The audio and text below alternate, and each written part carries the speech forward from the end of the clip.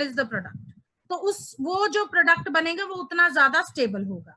तो और उसी इक्विलिब्रियम कांस्टेंट को हम लोग स्टेबिलिटी कांस्टेंट कह देते हैं इन केस ऑफ कॉम्प्लेक्सेस। तो स्टेबिलिटी कांस्टेंट दो टाइप के हैं, step wise stability constant and overall या कॉम्युलेटिव। सो दो तरह के स्टेबिलिटी कांस्टेंट है, step wise and other is overall या कॉम्युलेटिव स्टेबिलिटी कांस्टेंट्स। तो इसको आप देखते हैं कि ये क्या होता है। इसमें हम एक एग्जांपल लेते हैं जैसे for example formation of MLN complex. M is metal, L is ligand, N is number of ligands। ठीक है कि कोई कॉम्प्लेक्स सपोज 4 लिगेंड्स का बन रहा है तो ये कॉम्प्लेक्स हो जाएगा ML4। अगर कोई 6 लिगेंड्स जुड़ के कॉम्प्लेक्स बन रहा है तो वो हो जाएगा ML6। तो हम N ले रहे हैं, N means the coordination number of that complex, कि वो कितने लिगेंड्स के साथ जुड़ रहा है। तो हम एक जनरल एक्सप्रेशन ले रहे हैं, जनरल हम देख रहे हैं formation of MLN complex, right. So there are 2 different ways, 2 तरीके हैं कि ये कॉम्प्लेक्स कैसे बने। पहला है स्टेप वाइज फॉर्मेशन, तो मैं स्टेप वाइज फॉर्मेशन आपको बता रही हूँ। सो पहली है कैसे बनेगा कॉम्प्लेक्स, एक मेटल आयन है, M का मतलब है मेटल आयन, ठीक है, वो पहले एक लिगेंड के साथ अटैच होगा। तो जब वो एक लिगेंड के साथ अटैच होगा तो पहला जो कॉम्प्लेक्स बना that is ML, means only 1 ligand is attached to that metal. और क्योंकि ये रिएक्शन रिवर्सिबल है so you have to write the equilibrium constant जिसको हम स्टेबिलिटी कांस्टेंट बोलते हैं। सो इसका जो, क्योंकि ये फर्स्ट स्टेप है, अब इसका मैं KS नहीं लिख रही, S की जगह मैं लिख रही हूँ 1 का मतलब है it is for the first step. So it is equal to, फिर से वही बात कि concentration of products divided by concentration of reactants। So concentration of product means concentration of ML जो complex बना divided by concentration of metal ion into concentration of ligand। ठीक है, ये पहला स्टेप हो गया। So पहले स्टेप का जो इक्विलिब्रियम कांस्टेंट आया या स्टेबिलिटी कांस्टेंट आया that is K1। Now second step में अब ML तो बन चुका है, अब सेकेंड लिगेंड आके उसके साथ जुड़ेगा तो ML plus ligand to form ML2। अब 2 लिगेंड उसके साथ जुड़ गए, अब कॉम्प्लेक्स बन गया ML2। अब इस रिएक्शन का जो स्टेबिलिटी कांस्टेंट होगा दैट विल बी K2, यानी कि K इक्विलिब्रियम कांस्टेंट या stability constant for second step. So ML2 यानी concentration of this complex divided by concentration of metal ligand complex divided by concentration of ligand। ठीक है, इसी तरह से एंड सो ऑन, ये डॉट डॉट का मतलब है एंड सो ऑन। इसी तरह से सेकंड हो गया, third, fourth, fifth, sixth and so on. For example उसमें n नंबर ऑफ लिगेंड्स हैं, सो सपोज उसके पास n नंबर ऑफ लिगेंड्स हैं, तो लास्ट स्टेप क्या होगा, दैट विल बी ये वाला स्टेप, राइट। MLN-1। N-1 क्यों लिया, क्योंकि N है नंबर ऑफ लिगेंड्स। जब हमने स्टार्ट किया था तब यहाँ पे M के पास कोई पैरों में इस कॉम्प्लेक्स में कोई वो नहीं था, लिगेंड नहीं था। सो MLN-1 ये कॉम्प्लेक्स बना प्लस लिगेंड, यहां भी देखो आप ध्यान से, अगर आप इस तरफ देख रहे हो तो ML है ना, एक नंबर कम होगा। सो यहाँ पे आ गया MLN-1 plus L to form MLN। ये हमारा कंप्लीट कॉम्प्लेक्स बन गया। सपोज अगर यहाँ पे 6 लिगेंड्स होते तो यहाँ पे पहले आना था ML, ठीक है, फिर आ गया ML2, फिर आ गया ML3, ML4, ML5 और उसके बाद यहाँ पे आएगा ML5 plus ligand to form ML6। तो ये 6वां स्टेप हो गया। सो यहाँ पे हम जनरल ले रहे हैं इसलिए ये nth स्टेप हो गया। सो इसका equilibrium constant Kn will be equal to concentration of MLN, ये वाला कॉम्प्लेक्स, ठीक है, divided by concentration of this into concentration of ligand। तो ये Kn हो गया, राइट। नाउ ये जो K1, K2, K3, K4 and so on Kn है, these are known as stepwise stability constants. इनको हम कहते हैं stepwise stability constants. Where n क्या है? n is maximum coordination number of metal ligand, metal ion. ठीक है, जैसे फॉर एग्जांपल मैंने अभी फिर से बोला कि अगर यहाँ पे लिगेंड्स 4 लग रहे हैं तो ये n 4 होगा, 4 होगा. अगर 6 लिगेंड्स लग रहे हैं तो ये 6 होगा, right. So K1, K2, Kn and so on, these are known as step-wise stability constant. First step, second step, third step and so on. और Kn हो गया for nth step, right? और n का मतलब है maximum coordination number of metal ion. कि metal ion कितने ligands के साथ जुड़ रहा है, उसका कोऑर्डिनेशन नंबर क्या है, राइट. सो K1, और एक और चीज हमें याद रखनी है कि K1, K2, K3, K4 में से कौन सबसे ज्यादा होगा. K1 is greater than K2 is greater than K3 and so on. Kn यानी लास्ट वाला जो स्टेबिलिटी कांस्टेंट है उसकी वैल्यू सबसे कम होगी, because a ligand already coordinated to a metal ion repels an incoming ligand. K1 कब था? K1 first step का था जब मेटल के साथ कोई लिगेंड नहीं जुड़ा हुआ, राइट. तो उसकी मेटल के साथ interaction, attraction towards the metal ion ligand की ज्यादा होगी. जब एक लिगेंड जुड़ गया, Ml बन गया, अब सेकंड लिगेंड आके जुड़ रहा है. अब लिगेंड ऑलरेडी वहां पे है जो कि नेगेटिवली चार्ज है, which is already coordinated to the metal ion. अब दूसरा लिगेंड नेगेटिवली चार्ज उसके अप्रोच कर रहा है, तो उनके बीच में रिपल्शन होगी ना. तो रिपल्शन होगी तो नेचुरली स्टेबिलिटी भी कम होगी, राइट. और स्टेबिलिटी कांस्टेंट की वैल्यू भी कम होगी. So K1 is always greater than K2, which is always greater than K3 and so on Kn, because a ligand already coordinated to metal ion repels an incoming ligand. हम stability constants को मतलब ये जो formation of complex है एक और तरीके से भी कर सकते हैं, that is overall formation of a complex. So इसमें जो स्टेप्स होंगे वो ये होंगे: metal plus ligand to form metal ligand complex. इसमें हम जो स्टेबिलिटी कांस्टेंट लेंगे that is known as beta. अब हम K नहीं लेंगे, अब हम इसको लेकर, क्योंकि ये ओवरऑल फॉर्मेशन हम दिखा रहे हैं, वो हमने की थी step by step 1, 2, 3, 4 and so on. इसमें इसी में ही हम पूरे लिगेंड्स को इकट्ठा जुड़ते हुए दिखाएंगे. वो हमने स्टेप बाय स्टेप दिखाए थे, 1 लिगेंड जुड़ा, 2 लिगेंड जुड़े, 3 ऐसे. लेकिन इसमें हम हर एक स्टेप के number of ligands directly add होते हुए दिखाएंगे. तो इसलिए इस जो कांस्टेंट हम यहाँ यूज करेंगे दैट इज बीटा, और इसको हम कहते हैं ओवरऑल स्टेबिलिटी कांस्टेंट या कॉम्युलेटिव स्टेबिलिटी कांस्टेंट. तो ये पहला स्टेप हो गया. ये उस रिएक्शन के लिए जहां पे सिर्फ एक ही लिगेंड जुड़ता है. ये ऐसा कॉम्प्लेक्स है जिसमें एक ही लिगेंड जुड़ता है, तो वो हो गया बीटा 1. उसके बाद अगर सपोज मेटल के साथ 2 लिगेंड्स जुड़ रहे हैं डायरेक्टली, फिर वो मेटल कॉम्प्लेक्स हो जाएगा Ml2. और क्योंकि ये भी रिवर्सिबल रिएक्शन है, तो इसका बीटा 2 ये ओवरऑल स्टेबिलिटी कांस्टेंट बता रहा है. 2 का मतलब है जहां पे 2 लिगेंड्स जुड़ रहे हैं, तो ये बीटा 2 उसी तरीके से लिखेंगे जैसे हमने इक्विलिब्रियम कांस्टेंट लिखा था. concentration of this complex divided by concentration of metal into concentration of ligand raised to the power 2, क्योंकि ये स्टाइकोमेट्रिक कोएफिशिएंट है लिगेंड का, सो रेज्ड टू द पावर 2. इसी तरह से एंड सो ऑन, जब 3 जुड़े, 4 जुड़े, 5 जुड़े एंड सो ऑन. ठीक है. तो अगर सपोज n लिगेंड्स जुड़ते हैं, n नंबर ऑफ लिगेंड्स जुड़ते हैं, फिर क्या होगा? So metal plus n number of ligands is equal to MlN. Suppose यहाँ पे 6 होता तो यहाँ पे आ जाना था Ml6. Very simple, right. So इसका जो ओवरऑल स्टेबिलिटी कांस्टेंट होगा दैट इज बीटा n.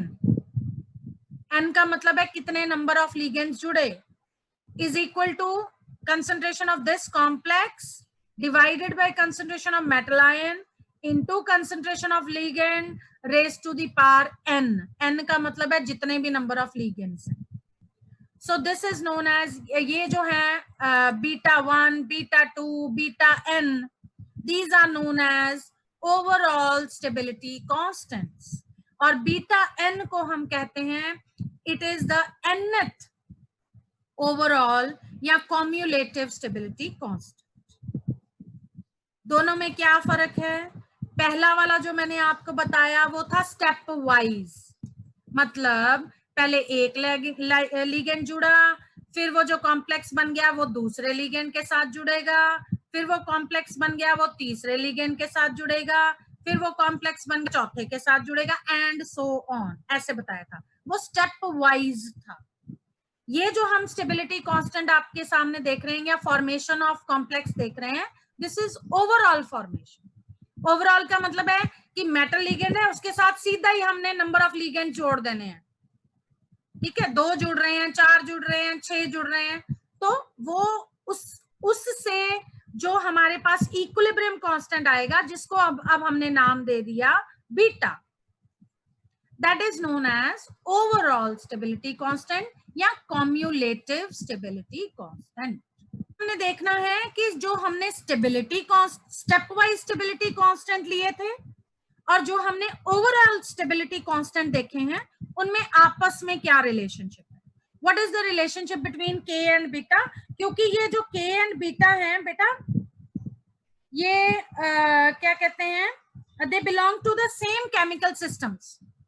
ये एक ही टाइप ऑफ जो कॉम्प्लेक्स बन रहा है उसके लिए है, बस हमने क्या किया, एक बार हमने उसको स्टेप वाइज दिखा दिया, एक बार हमने उसको ओवरऑल दिखा दिया। अब नेचुरली के इक्विलिब्रियम कांस्टेंट जो है स्टेप वाइज स्टेबिलिटी कांस्टेंट और ये जो है ओवरऑल स्टेबिलिटी कांस्टेंट, इनके बीच में आपस में कोई रिलेशनशिप होगा, तो वो देखते हैं। तो उसको देखने के लिए हम ऐसे करते हैं कि एक एग्जांपल ले लेते हैं बीटा 3 एक्सप्रेशन का, जो अभी हमने देखा था पीछे। हमने बीटा 2 तक लिखा था, उसके बाद सो ऑन करके हमने बीटा n तक ले गए थे। तो अगर हम बीटा 3 का एक्सप्रेशन देखेंगे तो ये था बीटा 3 का एक्सप्रेशन। मैं वापस जाती हूँ, फिर से आपको दिखा देती हूँ। ये था बीटा 2 का एक्सप्रेशन। इसी तरह से अगर मैं यहाँ पे बीटा 3 लिखूंगी तो बीटा 3 हो जाएगा ml3 divided by m into l raise to the power 3, यानी कि ये हो जाएगा m plus 3l to form ml3। समझ में आ गया? ऐसे ही and so on, beta 4, beta 5 and so on. तो अब मैं बीटा 3 का एक्सप्रेशन ले रही हूं आपको समझाने के लिए कि what is the relationship between beta and के, राइट। तो हम क्या करेंगे, ये हमारा बीटा 3 का एक्सप्रेशन है, right.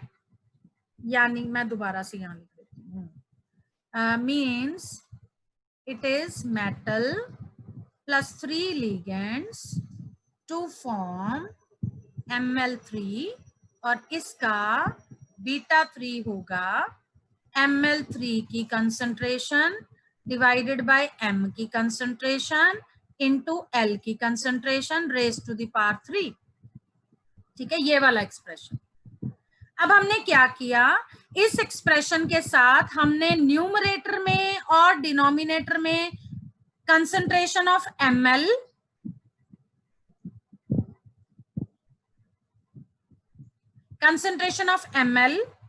And concentration of ml2 के साथ न्यूमरेटर और डिनोमिनेटर में दोनों में मल्टीप्लाई कर दिया, यानी कि मल्टीप्लाइड एंड डिवाइडेड बाय इन दोनों से। ठीक है, तो जब हमने इसको यहाँ इसके साथ मल्टीप्लाई कर दिया, न्यूमरेटर में भी मल्टीप्लाई कर दिया, डिनोमिनेटर में भी, राइट। तो अगर अब हम इसको रीअरेंज करके लिखें, अब ध्यान से देखो, जब आपने इसको मल्टीप्लाई कर दिया ml के साथ भी, ml2 के साथ भी, ऊपर भी नीचे भी, तो ध्यान से देखिए, अब आपके पास 3 तरह के कॉम्प्लेक्स हैं, मेटल लिगेंड यानी ml1, ml2 and this is ml3। अब तीनों को रीअरेंज करके लिखते हैं अलग अलग करके। So metal ligand complex ml वाला 1 वाला डिवाइडेड बाय, अब यहां आपके पास बेटा L3 है, यानी कि L raise to the power 3 है, राइट। तो इसको हम क्या करेंगे, m मल्टीप्लाइड बाय लिगेंड, एक लिगेंड। इसी तरह से Ml2, इसको हम अलग कर देते हैं, ये Ml2 हो गया divided by Ml multiplied by एक लिगेंड। इसी तरह से Ml3 divided by Ml2 into एक लिगेंड, क्योंकि लिगेंड 3 थे। L raise to the power 3 था जिसको मैंने अलग अलग कर दिया, L L L means L3, L raise to the power 3। अब अगर आप ध्यान से देखो तो ये जो एक्सप्रेशन बना है हमारा, दिस इज K1, K1 के लिए एक्सप्रेशन बना है हमारा, दिस इज K2, ये जो एक्सप्रेशन बना है हमारा, this is K3। That means जो बीटा होता है ना, overall beta, it is equal to K1 into K2 into K3। Ultimately वही बना, K3 था भाई, 3 लिगेंड जुड़ेंगे स्टेप वाइज। तो K1 है, पहले एक लिगेंड जुड़ा, K2 है, फिर दूसरा जुड़ गया, K3 है, फिर तीसरा जुड़ गया, और बीटा 3 है जब तीनों इकट्ठे जुड़ जाए, is equal to the product of stepwise stability constants. Suppose n ligands जुड़ते हैं, तो जहां जहां 3 था वहां वहां n कर दो, राइट। सो यहाँ पे beta n is equal to MLN, जैसे हमने पीछे भी देखा था, इसका ये हो गया ना, n वाली रिएक्शन का ये होगा ना, metal plus n ligands to form MLN। तो इसका बीटा n हुआ concentration of MLN divided by concentration of M into concentration of L raise to the power n, right. तो इसका जब आप लिखोगे, नेचुरली इसका भी वही करना है, ML और ML2 के साथ मल्टीप्लाई कर दो, ML और ML2 के साथ डिवाइड कर दो, ठीक है। तो जब आप उसको अलग अलग अलग अलग करोगे, हर एक के लिए लिखोगे, तो ये आ गया हमारे पास K1 का एक्सप्रेशन रीअरेंज करने पर, ये आ गया हमारा K2 का expression, and so on, K3, K4, K5 and so on, और ये आ गया हमारा Kn का expression. N is equal to, this is beta n is equal to K1 into K2 into K3 and so on Kn। So जितने मर्जी steps हो, overall stability constant will be equal to the product of all the stepwise stability constants। So proceeding with rate constants we get, अब क्या आएगा, generalisation कर लेते हैं इसकी। So beta 1 is equal to K1, beta 1 यानी overall stability constant beta 1 is equal to K1, क्योंकि beta 1 में भी एक ही लिगेंड जुड़ना है, K1 में भी एक ही लिगेंड जुड़ना है। Beta 2 is equal to K2, क्योंकि बीटा 2 का मतलब है कि 2 लिगेंड जुड़े, तो अगर आप उसको स्टेप वाइज करते हो तो नेचुरली उसका स्टेप 1 होगा K1, स्टेप 2 होगा K2, तो बीटा 2 होगा is equal to product of K1 and K2। n किसके बराबर होगा, नेचुरली ऐसे ही K1 into K2 into K3 into K4 into K5 and so on Kn, यानी जितने नंबर ऑफ उसमें स्टेप्स हैं उन सब का स्टेप वाइज स्टेबिलिटी कांस्टेंट का product, that is beta n, right. अब अगर हम ये वाला जो एक्सप्रेशन हमारे पास आया है बीटा n वाला, अगर हम इसका लॉग ले लें on both sides, if we take log of both sides, ठीक है, तो हमारे पास आ जाएगा log beta n is equal to log K1 plus log K2 plus log K3 plus and so on log Kn, m into n is equal to log m plus log n। दो numbers का product का log लेते हो, उसका answer होता है log of that number plus log of second number. तो यहाँ पे तो बहुत सारे हैं, राइट। तो जब आपने इसका लॉग लिया K1 into K2 into K3 into and so on kn, तो ये आंसर आएगा log k1 plus log k2 plus log k3 plus log kn and so on. ठीक है. And always remember complex is stable if log beta is greater than equal to 8. तो हमें ये stability constants निकालने का क्या purpose है, क्या मतलब है, हमें कैसे पता लगेगा कि कॉम्प्लेक्स स्टेबल है कि नहीं. तो अगर किसी कॉम्प्लेक्स का log बीटा का answer greater than equal to 8 आता है, that means that complex is stable. Values को प्लस करते हो और वो total log beta greater than equal to 8 आता है, that means that complex is stable. For example यहाँ पे एक एग्जांपल 4 ले रही हूं इस कॉम्प्लेक्स का. ये कॉम्प्लेक्स है टेट्राअमीन कॉपर कॉम्प्लेक्स. ठीक है. इस कॉम्प्लेक्स का log k1 है, मैं ये ले रही हूँ log k1, k2, k3, k4. ठीक है. तो इसका पहला है 4.3, दूसरा k2 है 3.6 और k3 है 3.1 और k4 है 2.3. तो जब हमने इसका टोटल किया it comes out to be 13.30.